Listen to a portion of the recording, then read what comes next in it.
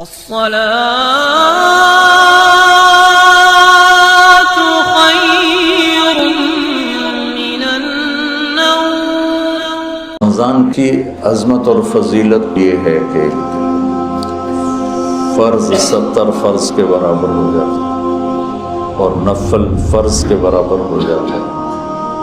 اللہ جہنم کے دروازوں کو بند کر دیتا ہے، جنت کے دروازوں کو کھول دیتا ہے، عرش اس کا پہلے آسمان پہ آ جاتا ہے، شیطان سارے قید ہو جاتے ہیں، ساری کائنات، سمندر کی مچھلیاں، زمین کی چیونٹیاں روزہ رکھنے والوں کے لیے دعا کرتی ہیں، جنت کو روزانہ روزے والوں کے لیے سجایا جاتا ہے اور اللہ اسے کہتا ہے میرے بندے آ رہے ہیں تجھ میں ہمیشہ رہنے کے لیے۔ اللہ کی طرف سے 24 گھنٹے ایک اعلان ہوتا رہتا ہے، کوئی بخشش مانگنے والا، کوئی توبہ کرنے والا، کوئی معافی مانگنے والا، کوئی بھی سائل جو بھی مانگے، ایک فرشتہ اعلان کرتا ہے نیکی کرنے والے آگے بڑھ تجھے بشارت ہو، دوسرا فرشتہ اعلان کرتا ہے برائی کرنے والے بس کر اور واپس ہو۔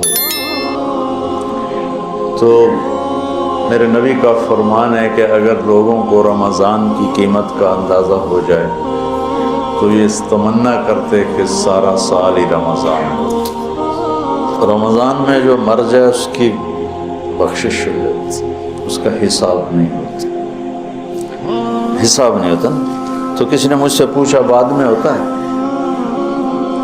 میں نے کہا اللہ تعالیٰ کوئی ہماری طرح، اللہ تو رحیم و کریم ہے، ایک دفعہ چھوڑ دیا تو چھوڑ دیا، یہ تھوڑا ہونا آ جاؤ بھائی ضمانت کینسل ہو گئی ہے دوبارہ پا دیں یہ تو دنیا کے دستور، جب اس نے ایک دفعہ کہا چاہو۔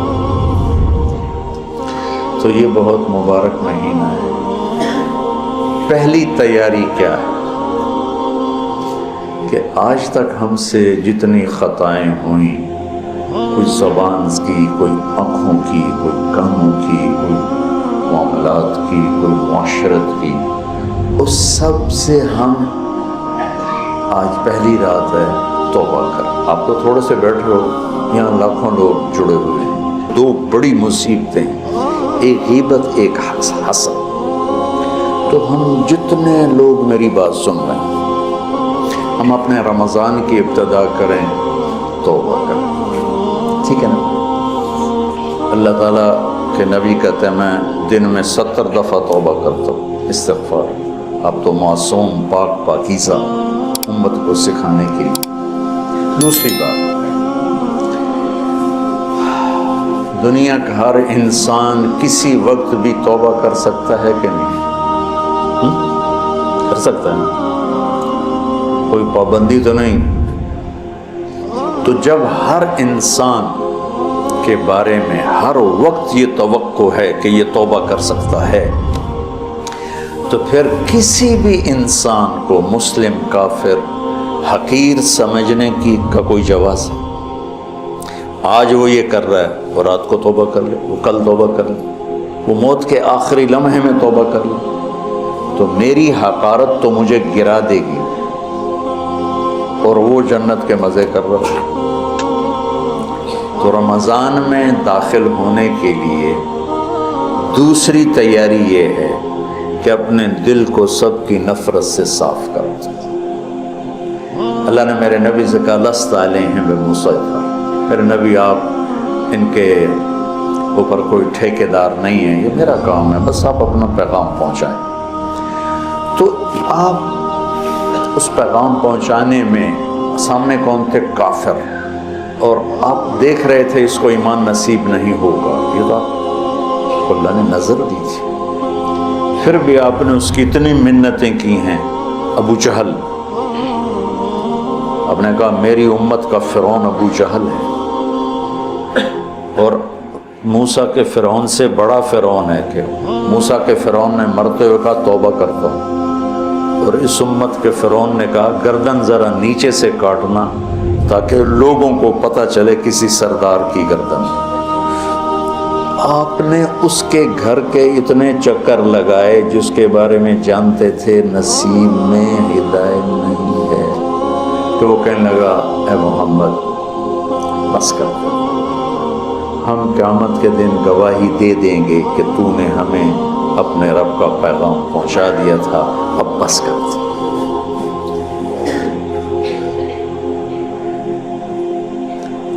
اب دیکھتے ہیں جو مریض لا علاج ہوتا ہے ڈاکٹر کہتے ہیں جب لے جائے اس کا کوئی علاج نہیں، اس کو ہاسپٹل سے فارغ کر دیتے ہیں، گھر لے جائیں کوئی علاج نہیں، اور میرے نبی دیکھ رہے ہیں اس کا کوئی علاج نہیں، پھر بھی اب اس کی محنت کرتے جا رہے ہیں کرتے جا رہے ہیں کرتے جا رہے ہیں. کاش ہم تھوڑا سیرت کو بھی پڑھتے. پھر مجھے خواجہ صاحب یاد آ جاتے ہیں، سکھری تروش منصوری نو ٹھپ رکھ کنز کدوری نو، ہادی نہ سمجھ ہدایا کافی نہ سمجھ کفایا. کفایا کافیہ وزن شعر کی وجہ سے. ہادی نہ سمجھ ہدایا کافی نہ سمجھ کفایا، کر پرز شرع وقایا ایو دل قرآن کتاب.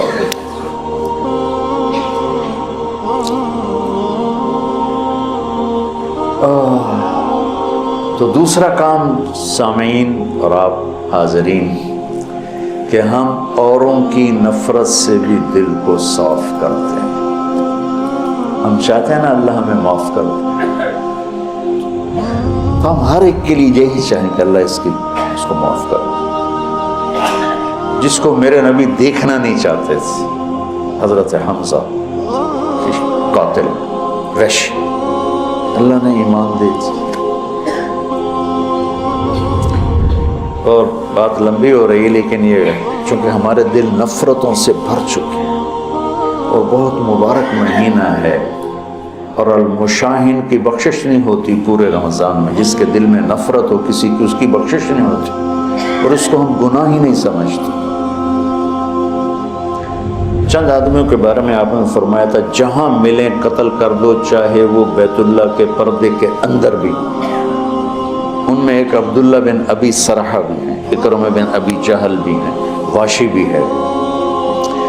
تو وہ 17 تھے، 3 عورتیں 14 مرد. اس میں سے 13 کو ہدایت نصیب ہوئی، 2 قتل ہوئے اور 2 کا پتہ ہی نہ چلا بھائی. عبداللہ بن ابی سرح یہ حضرت عثمان کے خالہ زاد، تو وہ ان کو سفارشی بنائے. اب وہ اندر سے طائب ہو چکے ہیں، نظام اللہ کے ہاتھ میں ہے. آپ تشریف لاتے ہیں یا رسول اللہ یہ عبداللہ آیا ہے توبہ کرتا ہے، آپ اس سے بیعت لے لیں کلمہ پڑھا لیں. تو آپ اس سے سر چکائے بیٹھے. پھر انہوں نے کہا یا رسول اللہ یہ عبداللہ آیا ہے توبہ کرتا ہے، آپ اس کو کلمہ پڑھا لیں.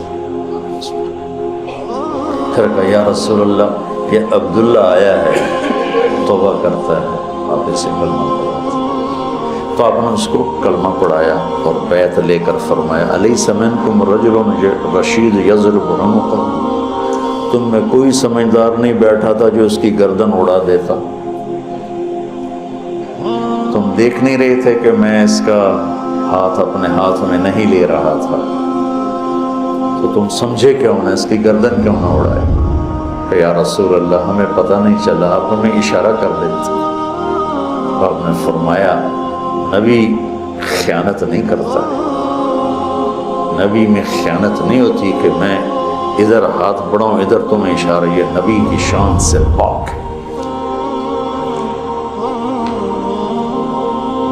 میں قربان جاؤں اس کی رحمت پر. اور موت کیسے آئی کہ مصر کے گورنر بنائے گئے حضرت عمر کے زمانے میں، حضرت عثمان کے زمانے میں.